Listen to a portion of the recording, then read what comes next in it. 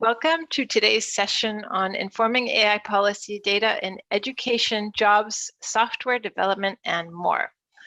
This session marks the last panel of what has been a great opening day of the OECD's International Conference on AI in Work, Innovation, Productivity, and Skills. And we've assembled a fabulous lineup of speakers today to discuss the role of live data to gauge AI developments and to help inform policymakers as AI diffuses deeper into our economies and societies. So with us today, we have Dunja Mladenic, head of AI lab at the Jozef Stefan Institute in Slovenia. We have Vilas, Dhar, president and trustee at the Patrick J. McGovern Foundation. Markus Dix, head of the German AI Observatory at the German Federal Ministry of Labor and Social Affairs. Tim Jurka, senior director of data engineering at LinkedIn, and Thijs van Voorth, director of analytics and consulting at Studyportals. And last but not least, Luis Aranda from our very own OECD. Dunja, Vilas, Markus, Tim, and Thijs, thank you very much for joining us today. My name is Karine Perset, and I'm the head of the AI unit of OECD.AI. And I have the honor of moderating today's panel as my colleague Audrey Plonk had an unexpected conflict. So before we get started, I'd like to mention a couple of housekeeping items. First of all the conference sessions are being webcast on the conference website, and they will be made available as video on demand on the OECD.AI Policy Observatory next week. Secondly, we'll have the opportunity to take a couple of questions from those watching the webcast, so you can submit your questions via the chat function on the website. And third, if you're using social media, please do include the hashtag OECD.AI in your posts. So to kick things off for what promises to be a very interesting conversation on the uses of live data on AI education, jobs, and skills, the OECD prepared a short demo of new interactive visualizations that we just launched on OECD.AI. And I'd like to introduce my colleague, Luis Aranda, who's in charge of the trends and data section of the observatory and will be giving us a live demo. Luis, over to you. Thank you, Karine, for the introduction. I'm delighted to be here with you today and to show everyone watching us what OECD.AI really is and how anyone can use it to follow the most recent trends and developments in AI policy. OECD.AI was launched about 3 years ago, and in this time, it has really become a center for evidence and debate for AI policy. And of course, this wouldn't have been possible without the support and contributions from all of our partners, many of whom are present here today in the panel. So what is OECD.AI? Well, I guess the best way to describe it is as an online platform that measures our collective progress towards trustworthy AI. You know, the question we asked ourselves when the OECD AI principles were adopted by our member countries was really, how can we possibly help governments and anyone else in the AI ecosystem all over the world implement those principles? And this is actually how OECD.AI was born. So OECD.AI contains a lot of information in this regard, including a database of national AI policies and strategies from over 60 countries that allows anyone, people, and policymakers to compare their policies, their AI policies, and of course, to share good practices. But given today's topic, I'll focus for a minute on the live data section of OECD.AI. So by clicking on Trends and Data, if you go to the platform, you will find a unique source of real-time data and visualizations on AI trends and developments in different fields. These fields are represented by all the tabs here on top of the page. For example, we can look at AI news in real time as they happen in different countries. We can also look at the evolution of AI research in time and how it varies from one country to another. And this includes also the share of women actually publishing AI publications by country and of course over time. We can also see who's investing in AI startups, not only who, but also where and how much, and of course in which industry. There's also data on the supply and demand of AI skills, including migration of AI talent and the percentage of people with AI skills per country, which is what we call the AI talent concentration. And I'll just like to end by mentioning two other data sets that our distinguished panelists will talk about in more detail later today. The first one is the charts on AI software development, showing just how much AI development is being done by country and in time. And for this one, we're using data from GitHub to construct these charts. And the second one is the newly released data on AI education, AI courses taught in English, which we put together using data from Studyportals. And what they do is they show the number and proportion of AI courses in English by country, educational level, degree type, discipline, subdiscipline, and in time. So that's it for me. My intention today was to give you a quick overview of what OECD.AI is and how you could make the best out of it. Our panelists today will go more into detail and give you some insights and describe some of the things that you can get from this data. And as you know, we're always working to increase the number of data sources and information available on OECD.AI to cover all the relevant components of the AI ecosystem. So please stay tuned for more. And just as a side note, OECD.AI is already being used by policymakers and people in general in over 190 countries. So we really see this as something that's quickly becoming a public good on AI. So if you haven't done so already, we'd invite you to explore it, and please reach out to us should you have any questions. Thank you very much, and Corinne, back to you. Thank you, Luis. So with that great introduction, we'll now bring in our distinguished panelists to provide some insights on how live or quasi-live data on AI developments can help inform policy by quantifying different aspects of labor supply and demand. Vilas, I'd like to start with you. So as the president of the Patrick McGovern Foundation, you support the ethical development of AI and data through direct funding, but you also bring unique and non-traditional approaches to the field of AI and data for social good. For example, your foundation has built in-house data science capabilities to help nonprofits develop data expertise. And so from your perspective, what is the role of philanthropic organizations in the age of AI and data, and how are you bringing tech capacity on the one hand and societal impact on the other to help inform AI policy and norms? Well, Corinne, thank you so much for both that introduction and the question. We feel like this is a moment in time where two things are converging quite quickly. One, conversations about social equity and trust. And second, the opportunities that are created by the kind of live visibility into technology and what's happening because of it.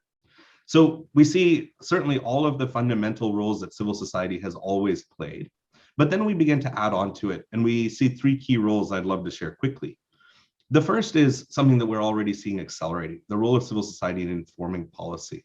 And I want to take a moment to acknowledge the, I think, breakthrough innovation behind the the index that you've launched today, in giving civil society a very clear view across sectors and silos of where the most recent and current AI policy developments are happening.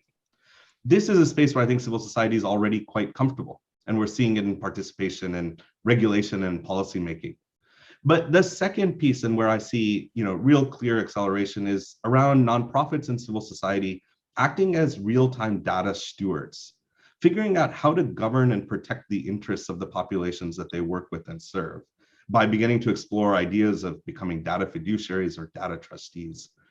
And civil society is particularly well positioned for this, given their long history, both of aggregating the data around the populations they work with, but also ensuring that they protect the privacy and the sovereignty of those groups. But the third role is the one I'm most excited to speak a little bit about today, which is something that we're just beginning to see inklings of, which is the role of civil society not merely as users of products that are commercially available or trying to respond to innovations that have happened, but rather to become innovators themselves. And so our work at the foundation really looks to say, how do we build the capacity of nonprofits across the world to become real-time innovators, to build new products and solutions that address social challenges by using existing platforms. To give you two very quick examples, we work with an organization that's currently primarily focused in Northwestern India, where they realized that the application of AI to incredible data sets they've gathered over many years of frontline community health work can create new insights for governments to intervene on non-communicable diseases, to understand where there are pockets of maternal health outcomes that are so far beyond what we expect as a baseline that the government should step in. Now, this doesn't happen merely because civil society is responding to what's happening in technology in a different sector, but because we take on the ownership of the tools themselves and we begin to create new solutions. So I'll close, Karine, simply by going back to the core point here, which is whether we act as funders or as participants in civil society, our key goal is to cite the ability to create and build new tools inside of organizations that are at the front line of human challenges. And I think things like the index that you've launched today create new tools and awareness so that nonprofits can deeply understand the problem they're trying to solve, but also at a moment's notice know what the current frame of development in that space looks like. So I want to thank you for that, and thanks for these few moments. Thank you, Vilas. It's fascinating to hear about the work you're leading at the foundation, and you just gave us a glimpse, but there's so much more, both building that data expertise and frontline capacity and supporting external projects to really move the needle in AI. And we at the OECD are certainly very grateful for your partnership and support, and very admirative of many of your projects. So we've heard from Vilas about data work to inform policy from civil society, and let's hear a government perspective now. So please allow me to turn to Marcus for the next question. Marcus, in March 2020, which was right at the beginning of the pandemic, the German Federal Ministry of Labor and Social Affairs established its Observatory for AI in the world of work to analyze the impacts of AI technologies on labor markets and societies. Could you tell us more about the type of indicators that your observatory is using and the trends you're seeing? And perhaps as follow-up, tell us a little bit about your future plans in this regard over the next legislative period. Marcus, over to you. Yeah, hello everybody, and thank you for having me here today. And it's a great conference, and we are looking really forward for the sessions during this week. So regarding our observatory, as you already mentioned, we started in March 2020, just at the beginning of the corona pandemics, and we developed a great variety of indicators to measure the impact on artificial intelligence on the German labor market and society. And this has been possible thanks to the joint work with our partners, especially for the OECD.AI Observatory, also to LinkedIn, which is part of the discussion today, and also the University of Düsseldorf. And we already published some indicators that are also visualized on our website, like the indicators of the OECD Observatory, and they are divided in different sections. For example, AI trends in the world of work, also regarding to skills and society and AI research. And we observed different trends concerning AI in the world of work. I will give an insight of some trends we have noticed. So the research on AI in the world of work focuses on perceptions that employees have about the introduction of AI in the workplace. And it reveals how AI is changing the everyday work of employees, which changes employees anticipate from the use of AI in the workplace, and which consequences they expect or they maybe fear. And for us, it was really surprising to hear that the majority do not expect to lose their jobs. That was really surprising to us, because we always have the discussion about losing their jobs by artificial intelligence. And due to introduction of artificial intelligence at the workplace, only 6% believe that they will lose their jobs or occupation in the future. So the other way around, it seems that people are optimistic on using artificial intelligence.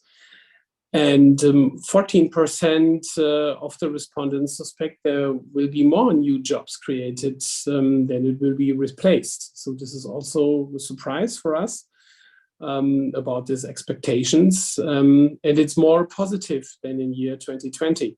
Maybe it's because people learn about artificial intelligence and opportunities, for example. And another thing we ask for is what are the greatest changes driven by artificial intelligence? And the two main changes that people expect are in the area of data security, for example, data protection, and also on skills requirements. So this is what on the workplace is needed to be sure about data protection, data security, and also at the workplace, re-education and skills are really needed to handle artificial intelligence.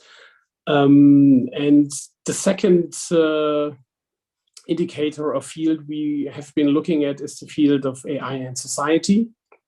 And the research from the University of Düsseldorf revealed that acceptance among the German society regarding using AI outside the workplace is, for example, in government organizations, this is well accepted, but there is also a clear rejection for using artificial intelligence in courts of law, for example, and also in political decision-making. So this is also a clear evidence for us where artificial intelligence is accepted and where not. And it's also clear that most of the people accept artificial intelligence, for example, in industrial production. Maybe this is related to Industry 4.0, which is going on for years already. And digitization in this field is not really something new. And looking to these indicators or these results, we are at the very beginning at a new legislative period. This is why we are focusing, for example, on educational training at the workplace and also on the digital and green transformation process. So we are also seeking to strengthen continuing vocational training as a central task for labor policy, for example. And so these are some results of our observations and also some future plans regarding artificial intelligence in the next legislative period. Thank you very much, Marcus, for sharing some of these really interesting findings on perceptions of AI that are not necessarily what we expected, and emphasize skills and areas where AI is viewed as positive or not as acceptable. And I'd also like to acknowledge that this conference would not have been possible without the support of the German Federal Ministry of Labor and Social Affairs, and through this joint work and the work of the German AI Observatory. Germany has really positioned itself as one of the leading countries when it comes to AI policy. So we're really excited to keep collaborating with you and supporting your work moving forward. So thank you for that. So after hearing from civil society and government representatives on the use on data to inform AI policy, I'd like to turn to a private sector perspective.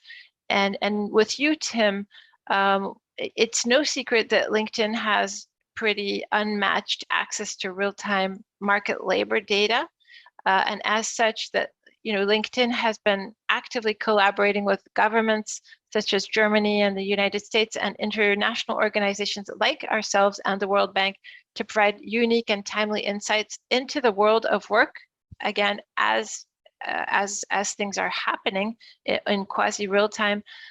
In your view, what is the role of this timely AI labor supply and demand data to inform policy? And are there any recent findings on AI jobs and skills that you could share with us?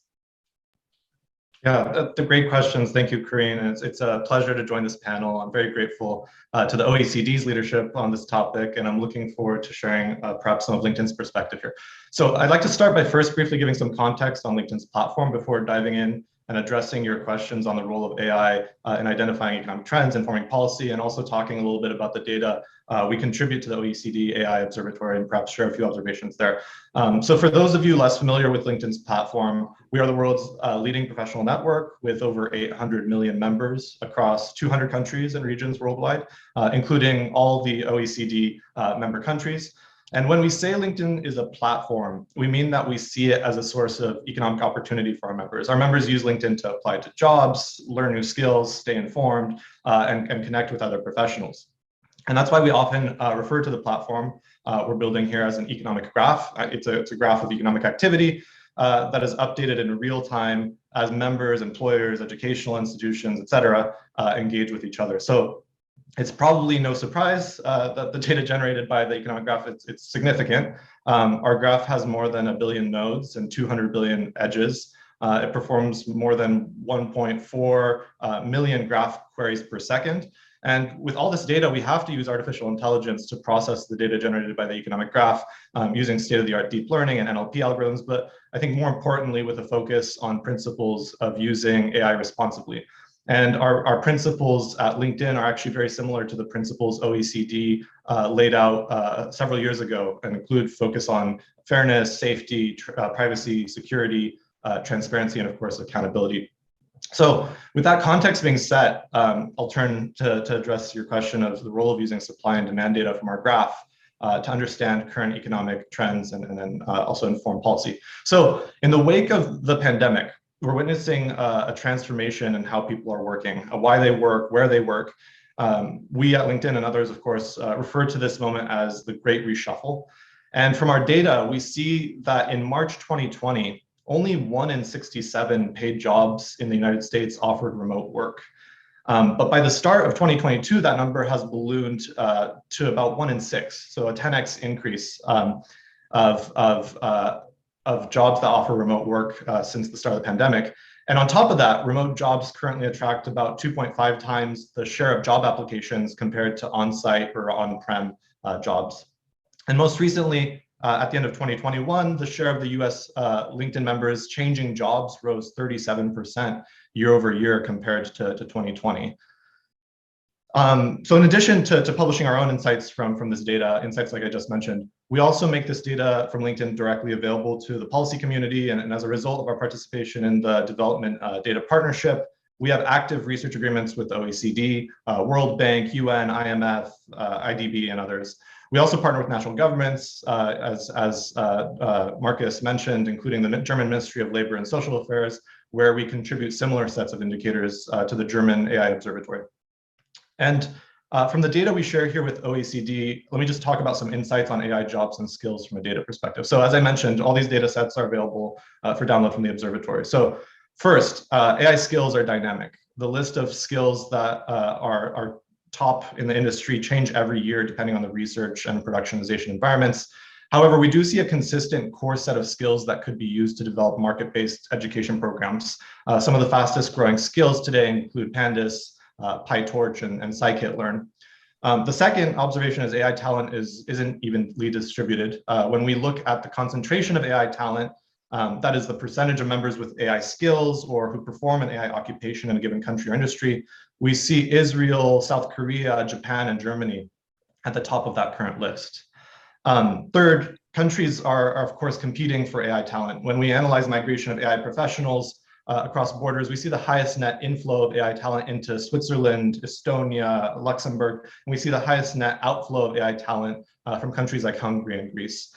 And finally, we note that the development of AI talent has not been equitable. Looking at AI talent concentration by gender and by country, we see a gender disparity in nearly every country. And in some countries, male AI professionals outnumber women by a margin as high as 4 to 1.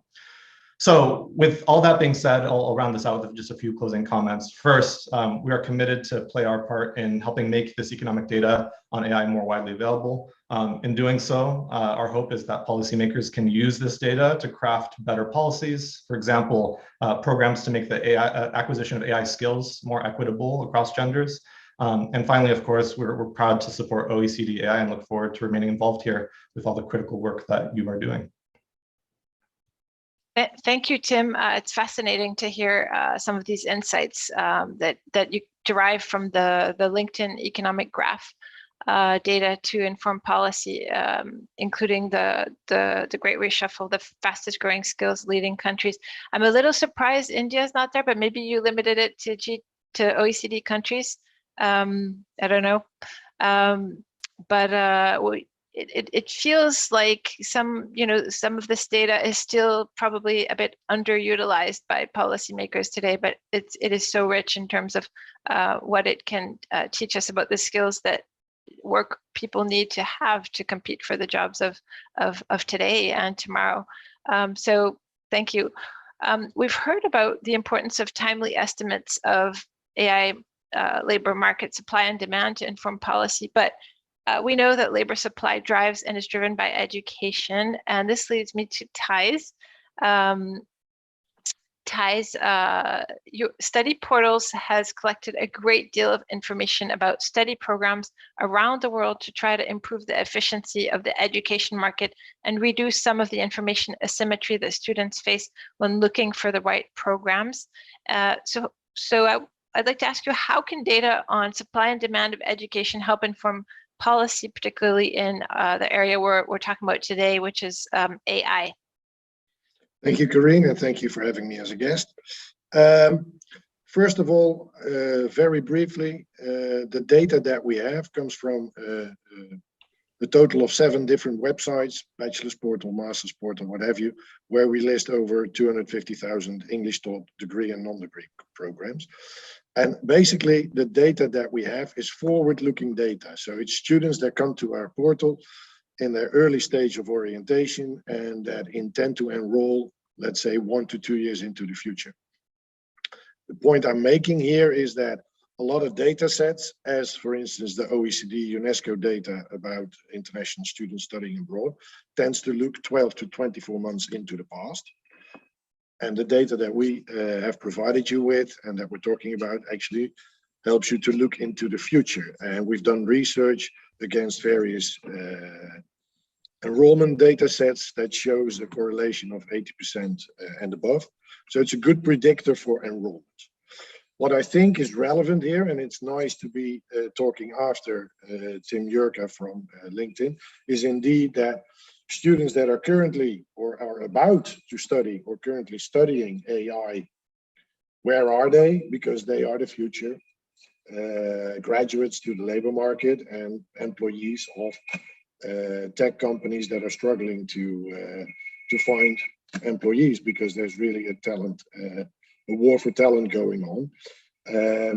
So I think that's one point where this becomes very important for policymakers, for industry, what have you, especially if you then take into account that the supply and demand for AI education has really exploded in the last couple of years. Supply has actually gone up about 125% on average, with 285% growth in Asia, 148% in Europe, to name a few continents. And in demand, we're talking about on average, similar numbers, 266% growth in Asia, 266% overall, and then 210% in Europe. But anyway, we see an explosion in the interest. And I think what is relevant here in terms of policy is to really dive into and see, okay, where are the gaps? Where do we see a possible brain drain? What can you do about that in terms of making sure that students maybe at some point return home rather than staying abroad? Where do we see that there's a gap in AI education? And are there ways for governments to stimulate investment in AI education? Maybe redirect funding from let's say, oversupplied subject areas to undersupplied AI in this case? Where do governments want to attract new employees, immigrants, to stimulate their industry in AI? What can they do in terms of visa, knowledge, immigrants, etc., etc.? So I do think that this kind of data, especially when you combine it with labor market data, is very powerful in both informing, let's say, national and maybe transnational policies, as well as company policy. We're currently working for a major supplier in the semiconductor industry, helping them really understand where their future employees are now doing AI or other subject areas relevant. So the practical case is there, let's say. Thank you very much, Thijs. That's impressive, and the potential for future-looking data like Studyportals to inform policy is huge, especially considering that AI policy is both about reskilling and upskilling workers, and about educating the younger generations early enough to prepare them for the jobs of the future. So let me now move to our last panelist, Dunja, today. Dunja, where are you? There you are. Dunja, the AI lab at the Jozef Stefan Institute in Slovenia is a key OECD.AI partner, if not the key, the OECD.AI partner. And you are, the JSI are processing and analyzing great volumes of data and building visualizations to generate insights for policy. Some relevant data sets for today's conversation are the online job postings from Adzuna, which proxy AI labor demand in 16 countries, as well as software development data from GitHub, which signals trends in a specific set of AI skills, such as coding. So from your work with these data sets, are there specific insights that have struck you as particularly interesting for policy? And could you share these with us? Yes, thank you. Thank you so much. It's really a pleasure to participate in this discussion on informing AI policy. I can say that as researchers, we are excited to have our research contribute to the society and to have positive impact. And we really believe by this collaboration that there can be insights which are really important and can help in AI policy. So partnering with OECD for us to process the data, to analyze and visualize has been a very fruitful experience for our Department for Artificial Intelligence. And OECD.AI portal monitors many different data points. And these data points really can provide insights to inform policy. Even for us as researchers, it's exciting to see insights in development and spreading of AI, which can be seen through this analysis of the data. So if we come to the job postings and skills which are required that you mentioned, Karin, looking at this analysis at the OECD.AI, we can see that the demand for AI skills has grown over the last 3 years. Really, the percentage of online job postings which require, for instance, machine learning, which is one of the core of AI, has doubled in countries like Germany, Canada, New Zealand, United Kingdom, and even tripled in United States. And if we look today at the job posting on IT, it's almost 2 times more likely to require some AI skills, like machine learning, than 3 years ago, which I think is very informative for people who would like to find jobs, to know what is really, what are the trends and what the job postings are asking from them. And if we look a little bit more into these visualizations on OECD.AI, we can see that just in 5 years, AI software development around the world grew by dramatic 900% if we look compared to 5 years ago. And for this, we are using data from GitHub, trying to shed some light on who is developing AI, where, which development tools they are using. So using this analysis, we see that the number of public AI software development projects or repositories increased by 43% globally, just from 2019 to 2020. And almost half of the total software development in 2020 took place in India and the United States. And looking over time, interestingly, we can see that Indian contribution to AI software development project has grown from 7% in 2015 to 30% in 2020, while for the United States, almost dropped, almost for half. So from 33% in 2015, it dropped to 15%. So it's very interesting to see these kind of things. And we even look, you can say, yes, this is just the number of projects, but we look also at the quality of those projects of software development. We estimate the quality by the number of times they have been forked or started by the users. And we can see that these high quality projects, contributions in 2020 came primarily from the United States, from China, and from India. So putting this together, we see that where the high quality projects come from, and we see also who is really developing. And India here stands out based on all that we analysis. So maybe just to conclude on this question, we really believe, and we can see that OECD.AI can help in giving some insights, obtaining some insights, and we believe it can help governments and also others who are interested in monitoring, spreading, and impact on AI to get some understanding of what is happening from different viewpoints, because there is a whole collection of data points that is united there at the portal. So thank you for the question. Thank you, Dunja, and those are very interesting insights, tracking the tremendous growth of AI development and where some of it's happening. And let me say that JSI has done a remarkable job processing all these data in record time.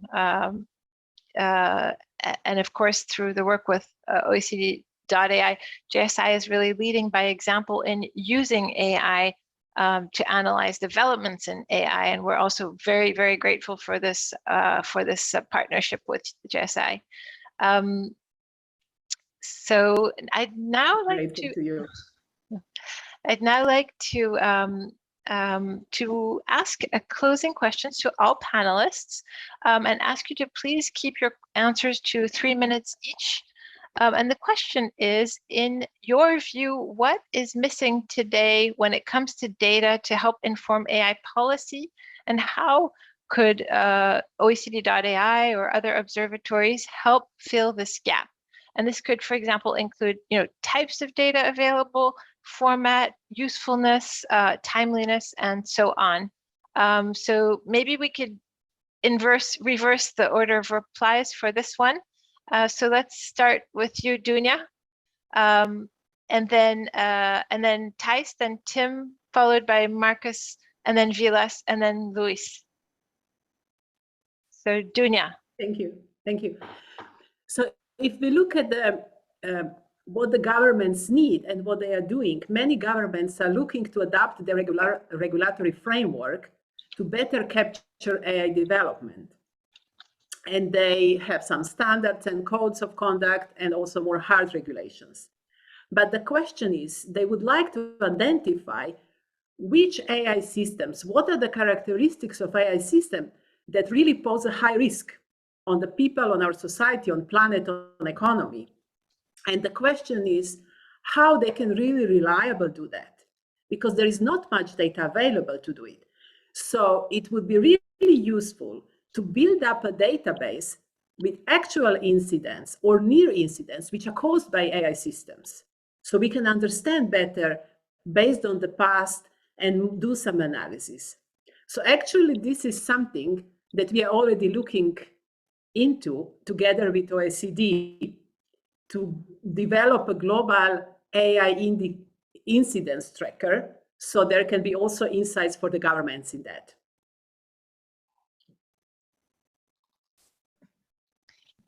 Thanks. Thank you, Dunja. Thijs?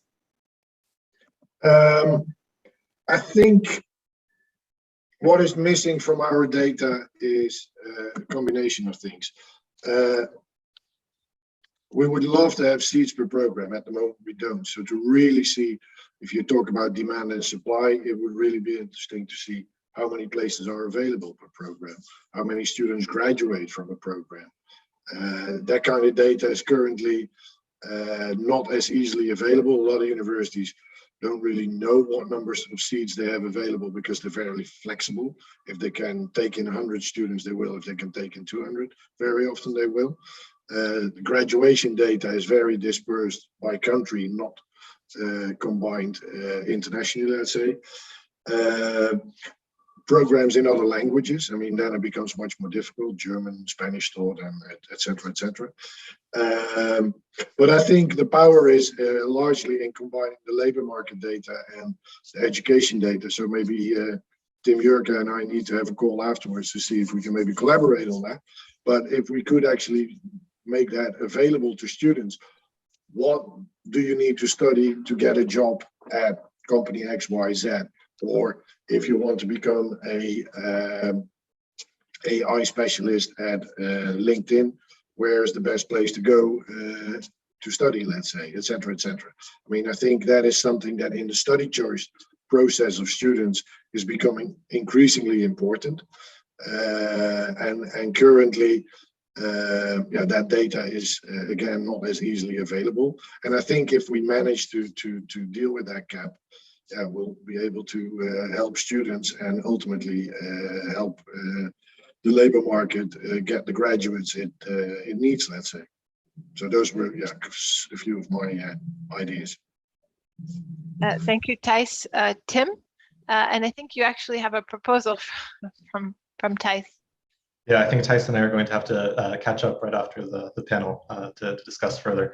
To Thijs's point, this data is super important to aggregate and make transparent. And I just want to thank you, Corinne, Luis, in terms of the data you've been aggregating with the OECD.AI Observatory, because that's already started to help us benchmark the growth of AI skills and jobs and talent across gender, et cetera. And this information it's a good start and could drive awareness and action for the workforce. However, as Dunja mentioned, the number of jobs here, they're drastically increasing. The number of repositories are propagating at an accelerating rate. And so to really be effective in informing AI policy, we need a lot more case studies that relate to responsible design and use of AI because of how much this is propagating. At LinkedIn, when we say responsible design, it means that everything we build is intended to work as part of a unified system that delivers the best member experience, provides the right protections for our members and customers, and make sure to mitigate any unintended consequences in our products. And we also frequently open source our approaches to responsible AI, making sure that the same tools are available to public and private institutions. But I think this is the key, right? Just as AI models are going to become more precise with more data, AI policy is going to become more precise when we have these kinds of case studies that accurately show the risks and benefits of AI in society. And so as a group, I think to be filling in more information and gaps around how the private sector is using data, collecting data, analyzing data, such that we can inform better AI policy, I think is really, really critical to making sure we minimize risk of the ever-growing AI adoption throughout the industry and private sector and public sector. So that's where I would look for more data. Thank you, Tim. Marcus. Well, as from the politics perspective, it's always interesting to learn about how political measurements what kind of effects do they have? I mentioned skills in education, for example. So if we start to train and re-educate people on artificial intelligence, on machine learning, on Python, for example, so what are the results of it? Becomes a society or an economy more innovative? What kind of effects does it have on unemployment, for example, or if we give money into innovation, for example, in key technologies, what are the effects on this? Are we doing the right things, or do we have to adjust something? So this is time related, that we can see how successful we have been with our management measurements. And also time related are the effects on artificial intelligence on society, for example, or also the effects when artificial intelligence and robotics are coming together and also fostering changes in the world of work. So all these things are time related, and with the OECD WIPS program, and we are starting in the second phase, this is a great asset for us, and many indicators can be developed within the next years. Thank you very much, Marcus. Vilas, over to you. Passing. Thanks, Corinne. I have loved hearing these answers. I'd love to approach your question from a slightly different angle. There are three things that we think about. The first is the availability of public goods in the form of data assets. And I think the thing that I want to call out there is simply having more data isn't always the answer, right? We need truly representative data. And so I think about, particularly in the context of job postings and some of the new approaches that have happened in terms of using AI to understand them, we have incredibly rich data sources around job descriptions for executive and technical functions. How do we make sure that we're allowing the same kind of access to understanding the labor market at the frontier of manual labor or at the frontier of kind of frontline retail positions, where you often don't have the same richness of data? You simply don't have as long role descriptions. You can't do the same kind of language processing. We've seen it over and over again in the health space, where we see that most of the data assets that exist out there on genomic data are biased towards the global north. So I think we need to take both a policy and a capital intervention that says we're not merely trying to build more data assets. We want to make sure they're truly representative and inclusive. The second part of this is we have now, I think, an accelerating pathway to more of these data assets that inform policy, but they still do live in quite a segregated framework. You know, we spoke earlier about how bringing some transparency and view to these data assets is quite helpful. But I'm also curious to hear more of how we build a public infrastructure. That means if you are a researcher or a public agency and you're trying to access this data, you're not starting from scratch every single time to try to find those data assets and bring them into your work.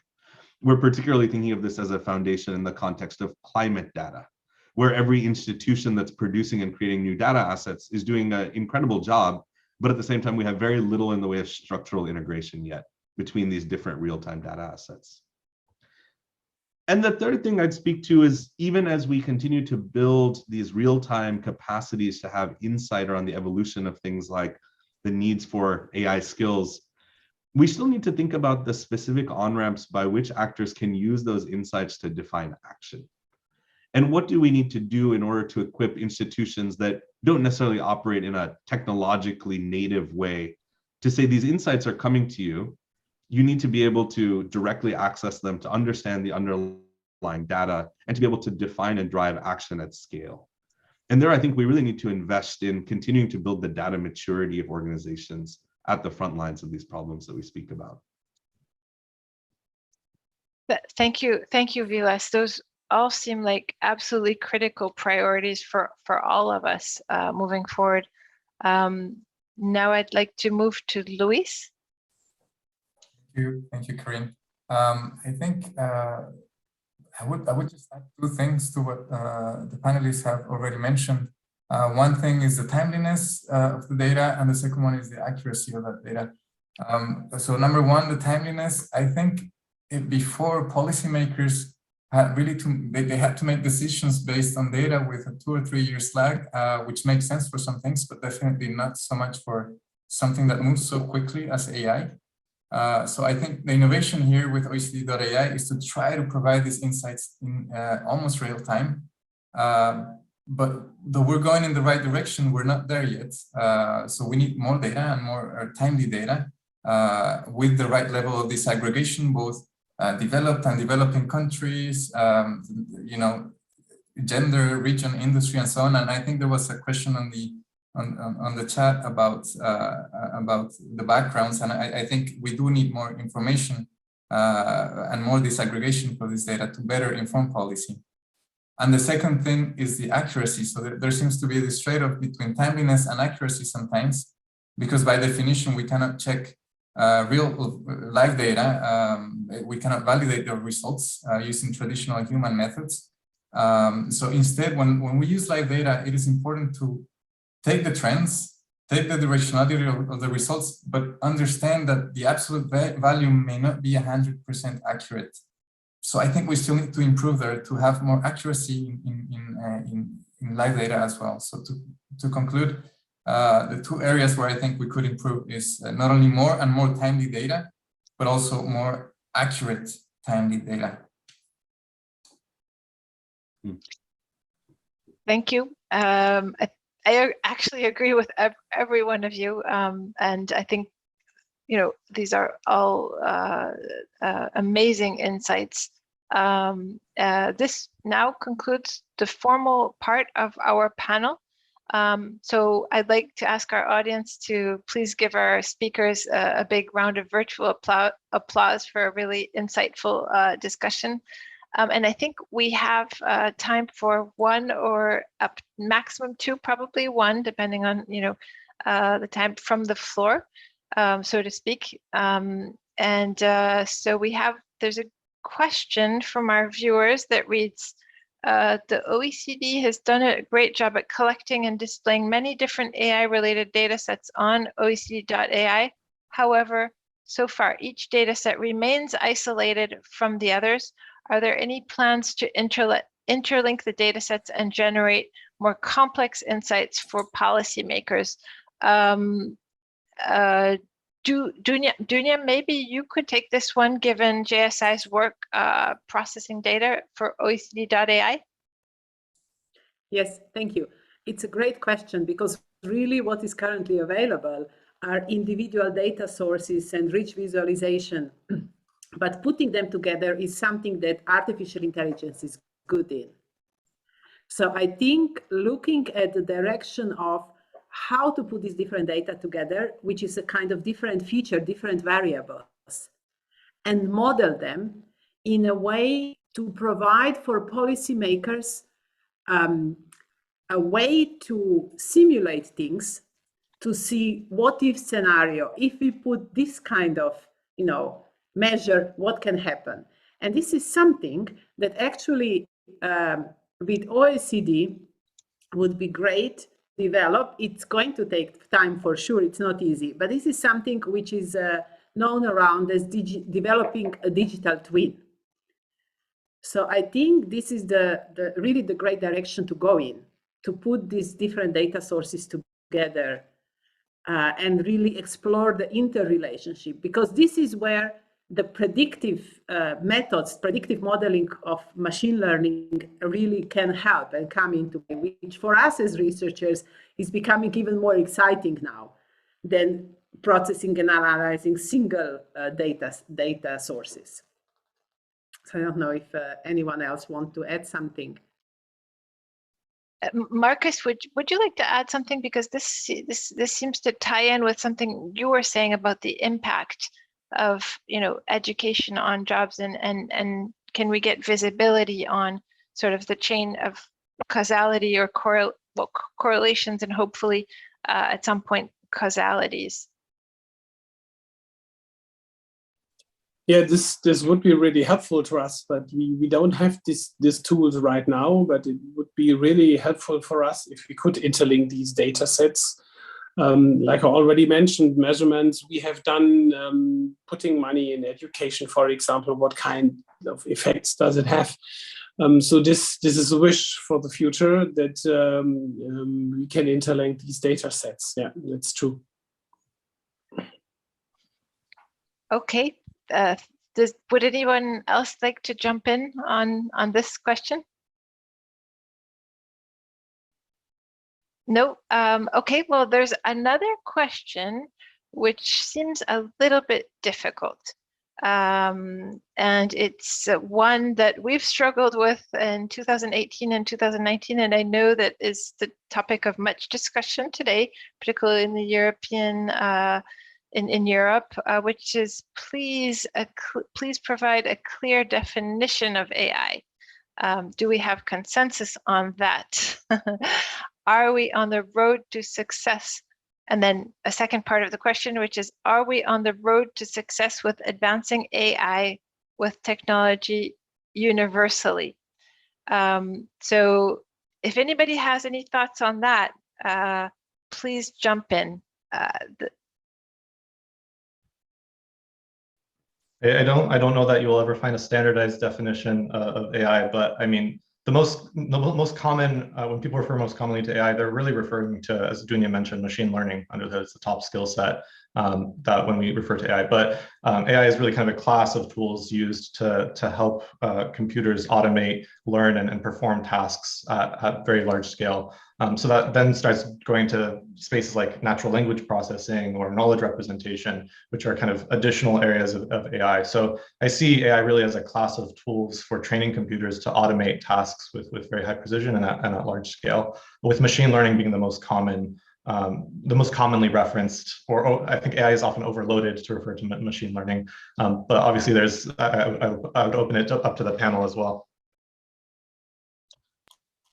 So if I may just add on this, that I think the OECD's definition is really good because it's a kind of general enough and it points out the important aspects of AI. And I know that EU also is looking or has adopted part of that definition, which I think is great. It's not easy, and I know researchers don't all agree because some want to have a specific field or specific method written in the definition. But I think it's good if we can stay general enough because, you know, what is today deep learning neural networks 10 years ago was not around in such a way. And who knows what is going to be in 20 years. And if we have definition, it should breathe with the development of AI, which is happening really quickly. So it's, in my view, it's good to be general enough.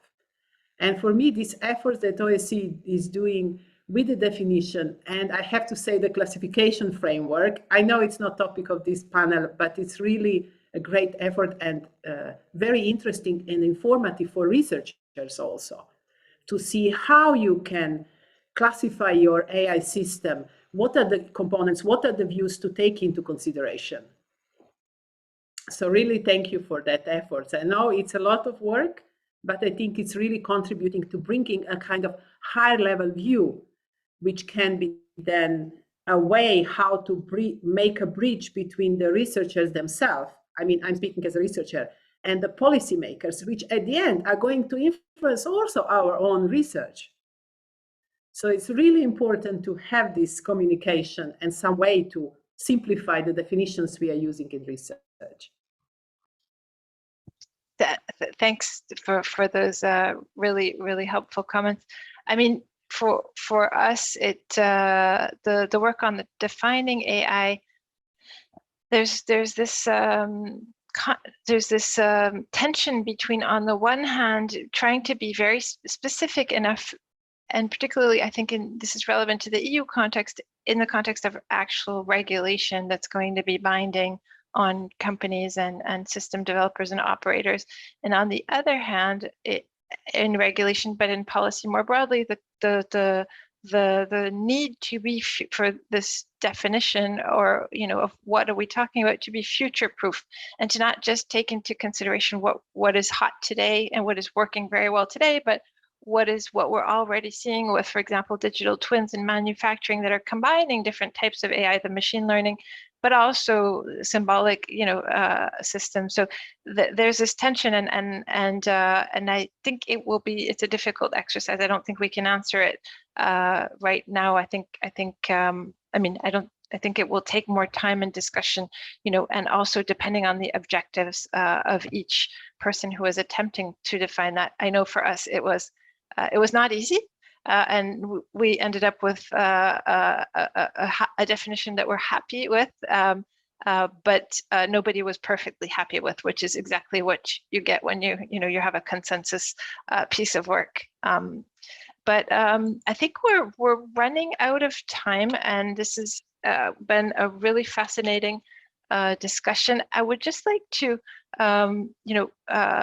thank you all, thank our audience for tuning in and engaging with us, and thank our distinguished speakers for their partnership and the wonderful discussion today, and also ask you to please join us at 5:30 CET, 5:30 Paris time, so in about 15 minutes, for a 30-minute conversation between MIT Professor of Economics Darren Acemoglu and the OECD Director for Employment, Labor and Social Affairs, Stefano Scarpetta. And until then, we wish you a wonderful morning, afternoon, or evening. And thank you very, very much for tuning in and for participating.